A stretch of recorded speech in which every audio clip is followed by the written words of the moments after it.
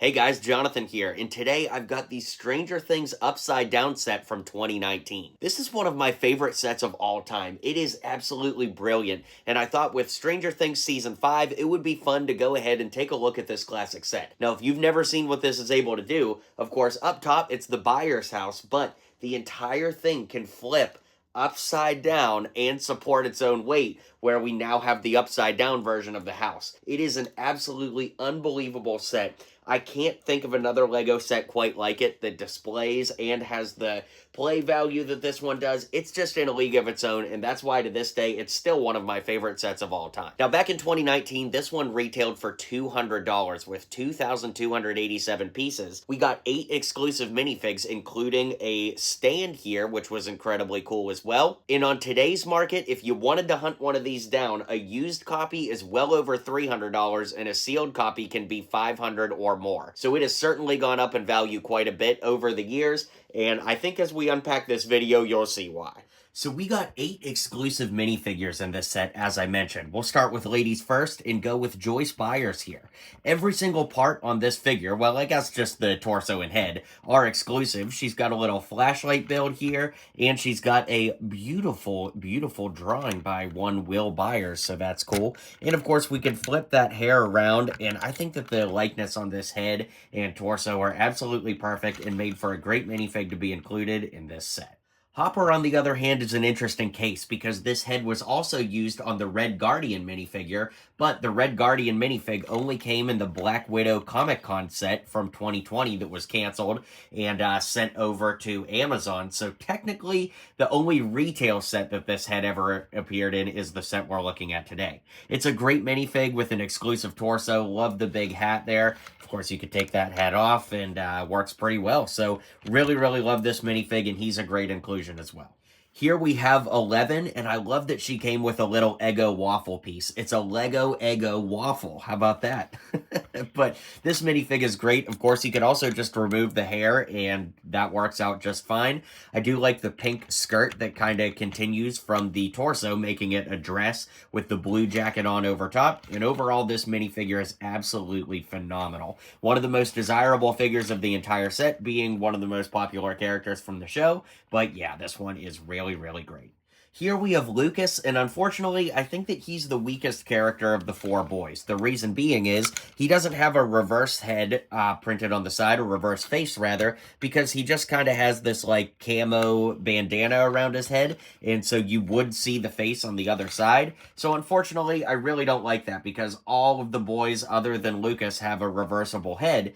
Of course, with 11, she didn't have a reversible head either, but that's because she's also supposed to be bald, you know, without this hairpiece on, so that one's kind of understandable. Beyond that, though, I love this. You got to remember, the mid-sized legs were actually pretty new back at this point in time, so it was really cool to get these shorter legs that were also posable, but, you know, he just had that one facial expression, and he looks kind of scared. I do like the flashlight that he has here, slightly different style from Joyce's flashlight, so that's kind of cool. But overall, it is a great minifig, and I'm glad to have him here. I just wish he had a reversible head like his friends do. Here we have Mike, and I think this minifig is great as well. Once again, with those mid-sized legs we just looked at, all 4 boys and 11 have those mid-sized legs.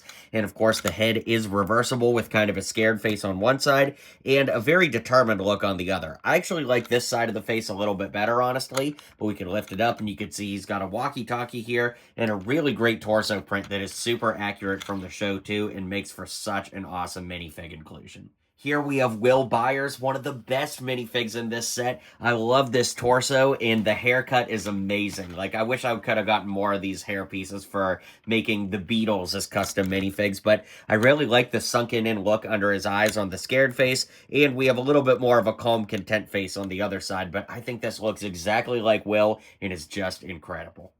Of all the Stranger Things boys in this set, Dustin is the one that goes for the most money, if you can believe it or not. They're all pretty valuable due to this, you know, Stranger Things being so popular and the set being retired, but Dustin is pretty valuable. Of course, he debuted a brand new hat hairpiece that was only ever used in this set, and he does have a reversible face too, with a scared look on one side and a perfect facial expression on the other. He's got a great torso print as well, with a little compass here and a walkie-talkie and mid-sized legs just like all of his friends. But at the end of the day, I think the undisputed champ of the minifigs here is the Demogorgon. Of course, we could lift up that headpiece and see the head with the, like, mouth folded closed, but then you get this completely unique and never to be used again headpiece with the mouth open that just looks so incredibly cool. You get those beast-style legs that, of course, have studs on the bottom, really, really unique, that have printing and, like, toenails on it and all that, and we get these, like, I guess, like, bone-colored Wolverine claws for the hands, and overall this minifigure is just superb. And I saved the best for last because I think it's undisputed that this is the best minifig in the set. Now, we did look at it briefly in the intro, but we got this brick-built Stranger Things stand, which was really cool. There was a giant sticker there, and as you can see, it's a pretty simplistic build, but even back in the day when this came out, it was pretty rare to get minifig display stands like this for, you know, these adult collector-style sets, so it was really cool to get this back then. I really wish that it extended so that all the minifigures could be displayed at the same time, or even just Will in addition. I get that the whole point is Will is separated from the group, but, you know, for the display purpose of the set, I would have really liked to have everybody in one lineup. But speaking of the set, let's get into that now. So in front of the house, we actually have Hopper's police vehicle here. It is really well built. I absolutely love this, and I think we can open up the top here. Yeah, and see that pumpkin in the back? There's like a little, you know, bars there, so if you put a prisoner in the back. And of course, there's a seat for Hopper to sit and drive it. Got the Hawkins Police Department stickers. Got the license plate there, so it is exceptionally well made. And of course, there's this piece here that sticks out on the rocks that you can put this here, and then it just clips into place like that. There we go. So now once that's like that, we could move the camera back, and I'll just show you that when we flip the house upside down, the car will stay in place when we are in the upside down mode. So that is incredibly, incredibly cool. Now, while the house is upside down, might as well talk about it as is. The fact that the trees can support this model either way is so, so neat. In the upside down, you can see that we have like vines and like some ash pieces all around that really make it a robust build and make it feel different from the regular world version. I love all the blue colors. Like a lot of these blue leaf colors I don't think ever appeared in another set. And so getting everything in that kind of blue-gray tone is really, really neat and made for an awesome build here. Of course, there's tons of details on the inside of the house as well. But on the outside, you can see we've got like a little porch swing here. It doesn't really swing. I think that's because it would be upside down and it would just like swing upside down. But, you know, we've got the table, the little couch outside, all that good stuff. So it's really, really neat. And then to flip it, all you really have to do, actually, let me move the camera back. To flip it, all you really have to do is grab it right there and turn it. And it would make you nervous, right? Because, like, you wouldn't do that with any other Lego set. But this one in particular works really great. And then, of course, when we come back to the regular world here, comparing it to the upside down, we've got a bike over here.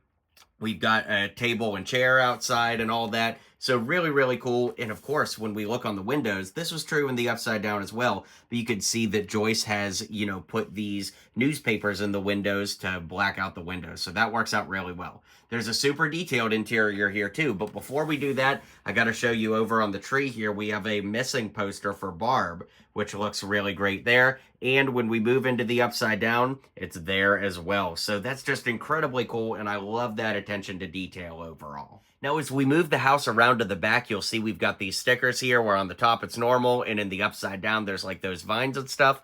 But we'll go ahead and start turning the house around to see the interior, and man, this is so, so cool. So, we're really looking at two mirrored builds, and I will flip it over so you can see. But we'll start in the regular world before we go to the upside down. So over here, we've got the bedroom for Will, where we've got this shark poster on the wall. I wonder now with the Lego Jaws set, if this set were to be made today, if Lego could have used the Jaws IP because, well, they've worked with the Jaws IP now. It just kind of makes you wonder. Anyways, the room feels very lived in with the bed being unmade and the, you know, boombox for should I stay or should I go. On the wall, we actually have some artwork, which is quite cool. All, you know, very Dungeons and Dragons inspired. We even have a classic Lego green dragon there because, of course, you know, in this universe, the dragons would look like a Lego dragon, but you've got the zombie boy and the dragon on top of the castle there. Then, as we move out into the living room, we've got the yellow telephone on the wall, of course, and we've got all kinds of things, you know, pinned up on the wall there. We've got the list for waffles and milk and to call Hopper, which is quite cool. Love all those little details. on the table, when we move the set this way so you could read it, we've got the Have You Seen Me, Will Byers paper there, of course, because he's gone missing by this point. But then on the wall, this is probably one of the most iconic features of the set. We've got all of the letters up there, which, of course, we all know and love from season 1 of Stranger Things.